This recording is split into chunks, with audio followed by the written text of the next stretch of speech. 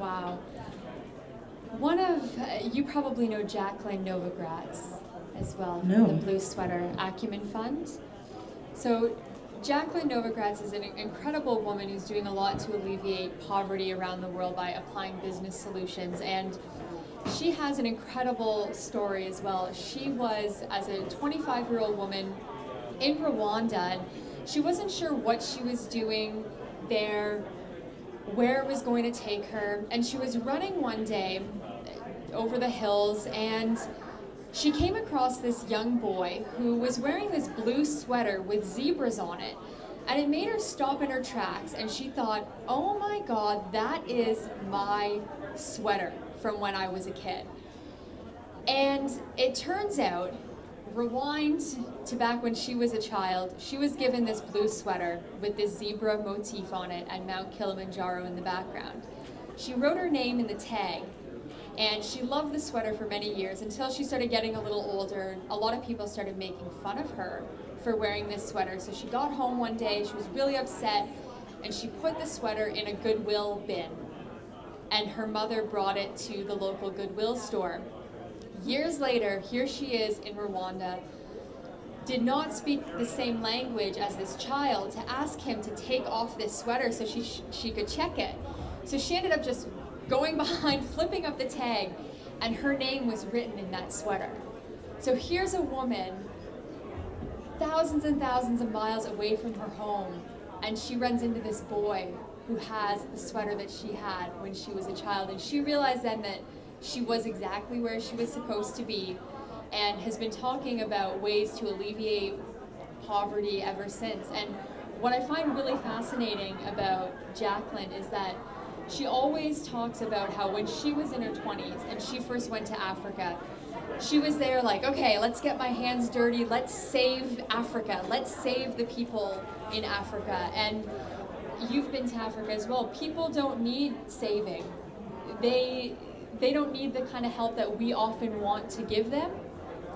What do you think some good, positive solutions are for actually changing the world, and for people who want to give donations or contribute somehow to that bigger picture, to making a difference? How do you recommend that they do that in a way that isn't just necessarily throwing your money to an organization? Because I think we both know that doesn't always work, and more times than not, it doesn't work at all. Yeah, for the most part, it doesn't work. I like to say people need a hand up, not a hand out. So Africa's looking for a hand up. Third world countries need a hand up and not a hand out, and that starts with education. So if you want to empower someone in another country or even in your own country, give them an education and you've given them the world. So I'm not a big fan of giving to charities unless it's disaster relief. I think that that's okay because there's some very basic human needs that people need when a disaster strikes: clean water, medical attention. That's okay. But I think Haiti is a really good example of this. So I was in Haiti the year after the earthquake, and I went to the first field hospital, and this organization had been there for 10 years prior to the earthquake. And what they're doing is, rather than bringing in Western doctors with their Western solution and their Western ideals, they're training people in Haiti to become physical therapists and doctors. So now those people who have the skills now have jobs, and their kids can go to school, and they have money for food, and they're fixing their own country. So rather than take all the talent out of a country, go in and cultivate that talent there. So I worked with a gentleman who had lost both of his legs in the earthquake, and he had been fitted with prosthetics. 3 months after that happened, he started training to become their physical therapist for people with prosthetics. He's now the head of prosthetic physical therapy a year later. Wow. So hand up, not hand out. Did you do a series in Haiti? I filmed for 3 days in Haiti. So I didn't do a full series there just because of the logistical sort of nightmare around getting things done in Haiti. I mean, it's just physically difficult to drive around Haiti because of all the rubble. Your trip was also canceled several times, right? It was a long process for you to even get into the country. Yeah, it was canceled 3 times due to political uprisings. So every time we tried to go to the airport would be closed. So during your time there, in those 3 days, what are some other stories? Who are some other people that you met that had a really hopeful or inspiring story? Well, all I saw in Haiti, and Haiti is exactly what I thought it was going to be. So if you'd seen the news coverage after the earthquake, that's exactly what it still looks like. Very little cleanup has been done. But aside from that, all I saw in Haiti was positive stories. So I visited a school in Port-au-Prince. It's considered a UN no-go zone. It's probably Cité du Soleil. It's considered the most dangerous location in the Western Hemisphere. And I went to visit a school there. And at this school, it's the only hope the community has. It's 400 school students, preschool to 8th grade. All of those students get an education. There's facilities for them to shower. They get 2 hot meals a day. They get water purification tablets.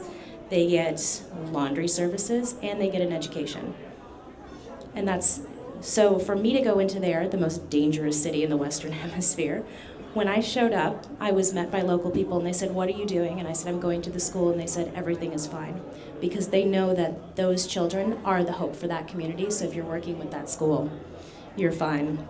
I was also there for Carnival, and it was beautiful to see a city in Jacmel, which is outside of Port-au-Prince, 100,000 people celebrating for the first time after such a devastating event. Are you ever terrified in some of these countries that you go to that, I mean, there are a lot of security risks and you are putting yourself into danger a lot of the times? Yeah, but I don't let it stop me. I mean, I live in New York City, so New York City can be a scary place. The way I see it is if anything's going to happen to you, it's going to happen no matter where you live, small town, big city. You just have to be a smart traveler.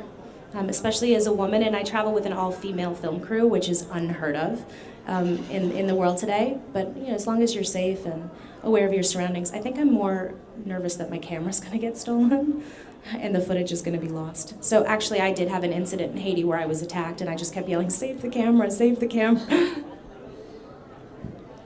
Well, everything is on there, right? So I'm going to switch into places because we've both traveled a lot. You did over 50 countries. I think I'm up to 62 or something now. And a lot of people, when I talk to them about all these places that I've been, they're shocked. Like, oh, wow, how do you do that, especially at such a young age? And I think it just, once you get out there, I feel that you really do catch that travel bug that everyone It's like a drug. about. It is, and you just want to keep going and going. So do you have a favorite country that you visit over and over again, or a city? I have 2. So I have London, again, total Shakespeare nut, so I love going to London. It's easy to get to, it's easy to get around, and the food is actually very, very good. So if you have misconceptions about bad British food, you're wrong. Go to London, it's amazing. I'm actually going in right after I get back from Mauritius. I'll be there for the Queen's birthday. And then the other is Johannesburg, South Africa, because, again, that's where I found my voice as a filmmaker.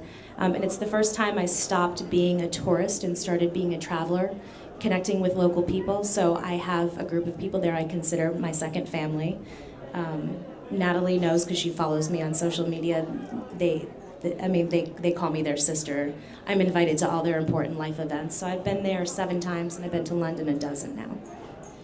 Would you live anywhere besides New York? London. London. I like walking cities. I like cities where you don't need a car. I like cities where you can get out and, I find we spend too much time in cars for most people in America, especially where I grew up. And we had to drive an hour to get to swim practice. I was a swimmer, an hour each way in the car, and I just feel like that's such a waste of time. So, London. I agree. Would you live anywhere else? Well, I love New York as well. New York is a city that I feel my heart is often in. When I get there, I feel like I can be fully present. And just the energy there is incredible. I don't know, internationally there are a couple places I'd like to try living. I'd love to try living in Thailand. I'd like to try living on the Amalfi Coast in Italy. But there are places that I'm not sure I would actually stay. So we'll see. It's something I think about often, but again, I'm happy living locally as long as I can get out globally and see the world and have all of these amazing experiences that you can only have when you're traveling. Right, but you don't need to even live in a big city to do that. And that's like the message behind my films. is that even in the smallest communities, you can start to think globally and experience globally. Yeah, and I think even in your own town, in your own city, to just go out and explore, find things that you've never seen before, never experienced before in your own city, I think is really important. Is there a country with the best food for you? Let's talk about food, because one of my favorite things to do when I travel is eat. Aren't you a vegetarian? Yes. Okay, so I'm a It's very vegetarian hard. too. That makes it very difficult to travel. Actually, I do eat seafood, so Greece, best seafood in the world. And we would get it when it would come off the boat. So you'd go right into the docks and pick out the piece that you wanted.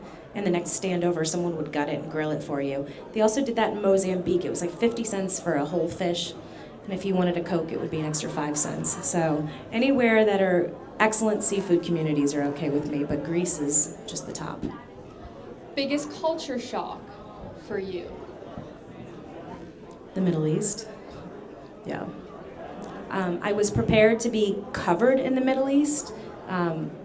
It's like I'm really white, so I stand out when I travel in the Middle East. Like there's white, and then there's like really blonde white, and that's me. So that was a big culture shock for me. It was also going in as a female boss. Some of the men that I worked with in Jordan didn't want to deal with me as the business lead. They wanted, I had a male cinematographer at the time, so anytime it came to money or appointments, they wanted to deal with him, but I only worked with him for 2 weeks. So when I was in the Jordanian desert, they made me an honorary Bedouin man for the day, and that was the only way I could pay them to be considered a man, because they don't work with women that way. Wow. Have you had a culture shock like that? I have not traveled to the Middle East. China was a big culture shock for me. I was in the middle of nowhere, completely rural area, and that opened my eyes to so much. I think it was a really good experience. It made me a lot stronger as a person, but it was just a huge culture shock. I don't think I ate for 3 or 4 days. There was nothing that I could really find to eat. It was hard work. It was a chore to get water. It was a chore to be able to have any sort of nutrition at all. And that was a huge shock for me. So I think it's important to have those experiences though, because then when you do come home, you can appreciate everything so much more. You know, they have these little books now that you can flip through and point to the things you want, like universal language books. I have seen those, and there's an iPhone app as well that will speak on your behalf. Sort Have of. you tried that Yeah, one? sort of. Yeah, not like in the commercials, how they market it. Is there a place that you've discovered part of yourself? That's a tough question.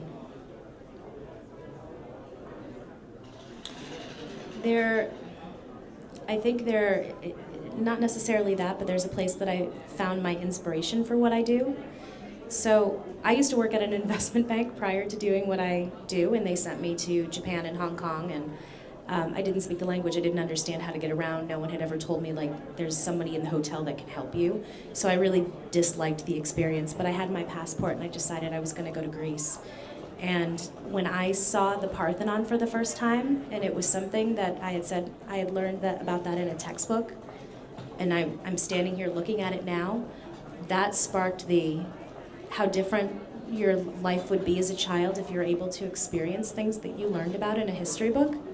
So I didn't really find myself. I found what I wanted to do in life through travel. Me too. I actually was in Czech Republic, and that's what put me on this whole path of entrepreneurship and everything that I'm doing now. I just had this huge aha moment randomly in the Czech Republic. And just like you said, when you go to places like Greece, Rome was another place for me to see the Colosseum, to walk. I mean, everything there has some sort of historical significance. You can't walk without something on your left and something on your right being a part of history in some way. And to experience that and to read about it along the way was just an incredible experience. And that's why I love what you do so much, because I think you open up horizons for a lot of kids around the world who don't necessarily get to learn about the things that you teach them, don't get to experience other cultures. And even if they're just doing it in a video, I feel like the way that you film and the perspectives that you bring to everything that you do is really inspiring, and as you know, I'm a big fan. Last question. If people can only put if there was one place that they could have on their bucket list that they absolutely had to travel to, where would you recommend? A place that everyone has to see in their lifetime? That's so difficult. I would put Rome on that, just because it's something that everybody learns about in school. I mean, India is high on my list, but India is not travel light. So I'd have to say Rome for me. I mean, you're talking the streets that like Julius Caesar walked. To like walk in that path is just. I've seen the pyramids. The pyramids I was underwhelmed by. Mexico has better pyramids, and it's closer and it's cheaper to get there, and the food's better. I would agree with Rome, and I think that's a really great point to leave it at, is just to walk in the footsteps of people who have come before and feel that connectedness to the world. And with that, I'm going to end it. Thank you so much for being here with us today. Thank you, and Natalie. I hope you all enjoyed the interview with the lovely Jenny Bucos of ProjectExplorer.org. Thank you.